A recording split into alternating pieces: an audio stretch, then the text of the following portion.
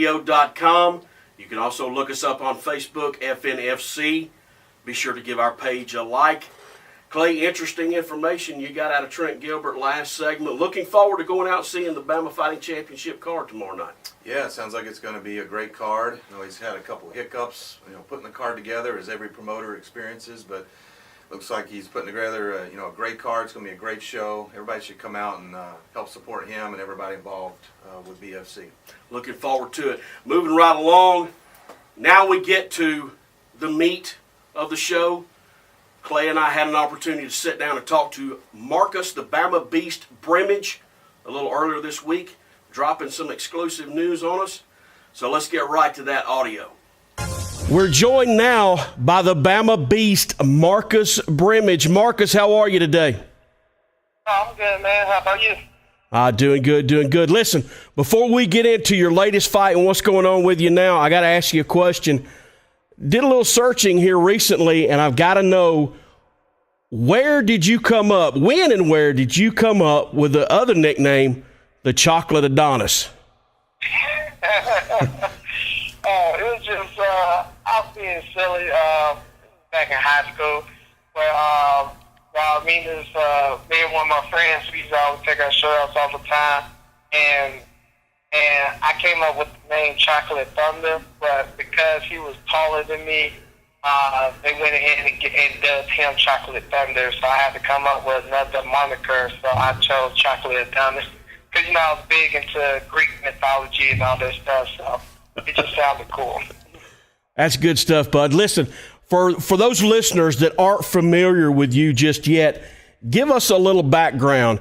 When did you get interested in MMA? How did you get interested? And when and where did you start training? I got interested in wanting to learn how to fight by watching Dragon Ball Z. I skipped school one day and I saw it, and I just instantly fell in love and wanted to learn how to fight. My MMA career, it really started when my brother came home from the Naval Academy, and he had highlight reels of Quentin Rampage Jackson. So I saw all his fights, all his highlight reels. I was like, man, I just got to learn MMA. So after high school, I went into the Air National Guard, and my sergeant in the Air National Guard hooked me up with my current coach, Chris Conley. And from that, I've been training at Spartan Fitness since 2005. And I just recently moved to American Top Team in 2011. You graduated from Pinson Valley, trained originally in Birmingham, and now you're down at American Top Team in Coconut Creek, Florida, correct? That's correct. All right. I want to go back to an article, Marcus, that I saw on the internet before your fight with Colin McGregor, and I want to ask you a couple of questions in reference to that article. You were making reference to feeling like the UFC was using you as a stepping stone for up-and-coming fighters that they were bringing in and trying to hype up. You were 3-0 going into the fight with McGregor. What brought these feelings on? Why did you feel, or why do you feel like the UFC is using you as a stepping stone for up-and-coming fighters? Well, because outside of Stephen Bass, I was underdog in that fight too, but outside of Stephen Bass, like everyone I fought against are supposed to be awesome. This guy's supposed to be this guy's supposed to be that, this guy's supposed to be this. And, they're making like the UFC debut. And, after a certain point, it's like, hey, when am I going to be considered like that guy? You know what I'm saying? And it's like all my fights, every last one of them in the UFC, I have been the underdog. Like every last one of them. So why am I always the underdog? And why is this guy supposed to be like so much better than me? If he is so much better than me, the only reason he signed me is to make himself look good. You know what I'm saying? To use me as a stepping stone.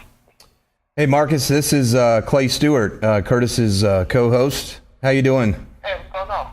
And what do you think it's going to take for you to kind of flip that switch over and, like you said, instead of become that underdog, go be one of the guys that the other guys are gunning for?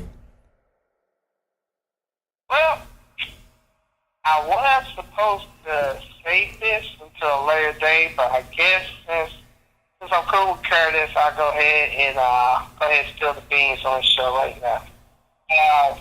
After the fight, it's been discussed within my camp for about 2 years now that I need to drop to 135. And after the loss to Conor McGregor, I went ahead and decided to do that because as the record shows, you look up the UFC and featherweight, I'm the shortest featherweight on the roster. Right. But the thing is crazy about that is my reach is either the same or it's more than my opponent. So I got crazy reach, but height stature, I'm the shortest. Okay. So you look at 135ers and they're around my height. I'm not even going to be the tallest when I jump into the 135 class. I'm going to be average height. So that's kind of cool. So now I'm just going to switch it up and start being the bully at 135. So what is your walking around weight, Marcus? When I'm in shape is 158. When I'm out of shape is 163. I wish that I could only gain 5 pounds when I was out of shape. I get out of shape and I balloon up about 75, 80 pounds. Yeah, and the thing is, I'm around different people who are very versed in weight cutting, and me personally, like my weight cuts are always easy at 145. I lose 10 pounds one day. I lose last two the day of weighing. So, and it's never nothing. I'm still laughing, joking around. I'm not, looking like a cancer patient, like I'm about to die or something like that. I'm just, I'm still having fun. And I was told that if I'm having that much fun after doing a weight cut, that I could lose more weight than I could. So that's gonna suck. I'm not gonna enjoy this. I'm not gonna enjoy the weight cut for 135, but in the long run, it will be best for my career. Listen, I want to go back to that article, but I want to reference the fight now itself. In the article, you also made reference to the fact that you had a 7-month layoff between fights, and that's a little unheard of, especially with the UFC. They usually try to get you in the octagon 3-4 times a year, and you felt like that was maybe punishing you because you were derailing some of these hype trains that were coming in. How much do you think the layoff affected you in the fight? Did it affect you at all? No, it didn't. Because I was spending that much time training and getting better. What did affect me was during the course of the fight, I began to get emotional. I let my emotions take over because, to be honest with you, I'm not used to having haters because I never really was hated on, because nobody really hates on a guy that's 5'4". I mean, there's nothing to hate on him about. But, as I started progressing, I started noticing, why is that so versatile towards me, So, and after a while, I can't, treat things like I would in Alabama because, in Alabama, somebody says something, you just punch them in the face and that'll be it, you know what I'm saying? Because, your words will get you messed up. But as you get, in this side, like inside the UFC, you gotta just let that stuff roll off your shoulder and don't pay no attention.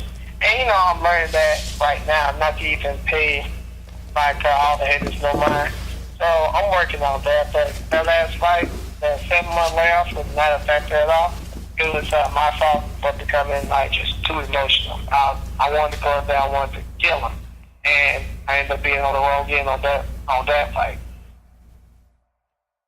Well, Marcus, is there anything as far as your training goes that you wish you could go back and maybe do over or tweak a little things? Anything you see now that you could have focused on just a little bit more to prepare you just a little bit better? Because I got to tell you, the dude, I didn't believe the hype until I actually saw you fight him, and the dude is a pretty good boxer. Yeah, it wasn't a training camp at all. It was me personally, and like I said before, I was too emotional going in. Yeah. All right, so you've made the decision, and we appreciate you sharing the exclusive here on Friday Night Fight Club with us. It kind of gives us a little credibility now. So you made the decision to drop from featherweight to bantamweight. Is there anybody right now that you've got your eye on that you want to fight in your first fight at 135? Be honest with you, not really. I just want to go in there and I want to be able to perform like I would at 45, because those weight cuts are a little bit more taxing on the body now, especially me dropping an extra 10 pounds of what I already dropped. So I just want to go in there and put on a good show and get back on the winning streak. Hey, Marcus, this is Clay Stewart again. Fill those in that aren't familiar, and people like myself. What's the story behind those glasses? Tell us about that real quick. Okay. Oh, you talking about the Scouter? The Dragon Ball Z Scouter? Like I said before, Dragon Ball Z played a huge influence for me fighting. That's just showing my respect to Dragon Ball Z, just paying homage to something that just was a pivotal point in my life to make me choose the career that I've chosen right now. Gotcha. Maybe we can help you get a sponsorship with Google when their glasses come out. We can hook you up with that. You can be the first pro athlete. It's Funimation. Because, they did all the dubbing for Dragon Ball Z. They're following me on Twitter, which is cool. Because after everybody was, like, talking about my headset, Funimation started following me on Twitter, so that's pretty cool. But, if it happens, it happens. But it's just to pay homage to Dragon Ball Z because, like I said, without Dragon Ball Z, I wouldn't be here. Gotcha. Well, Marcus, we appreciate you taking time out of your schedule to join us. Keep us posted, man. Let us know when you're going to fight your first fight as a bantamweight and who it's going to be against. And we're going to get the Bama Nation behind you, brother. Oh, okay. Appreciate that, man. Can we get a big Roll Tide? Roll Tide. Roll Tide. All right. Appreciate it. We'll talk to you soon, Marcus. All right, man. All right. Thank you. Bulldog, that was a great interview with the Bama Beast, Marcus Brimage, and really looking forward to seeing him drop down to weight. Really excited about that. Huge breaking news. What do you think about that, man? First show, little exclusive news. I love it, man. Yeah. No better way to start a new radio program. I know, man. I think you dug that out of him, man. And breaking the news here on Friday Night Fight Club. Real exciting stuff. And some other exciting stuff, as we mentioned earlier in our second segment with Trent Gilbert, Bama Fighting Championships. We are giving away a couple tickets, so make sure y'all go to our Facebook page. Giving away 2 tickets for BFC this Saturday night. Go and like our Facebook page at FNFC Radio. And Curtis, give us a little bit of a preview on next week's show. Next week's show going to be equally as packed. We're going to recap that Bama Fighting Championship card from tomorrow night. We've also got former Alabama linebacker Eric Anders and former West Alabama fullback Josh Sinkbell going to join the show to talk about their matchup next weekend in Nashville for the V3 light heavyweight title. Big stuff. We hope you'll join us. Remember, FNFCradio.com. Look us up on Facebook, FNFC Radio. Give the page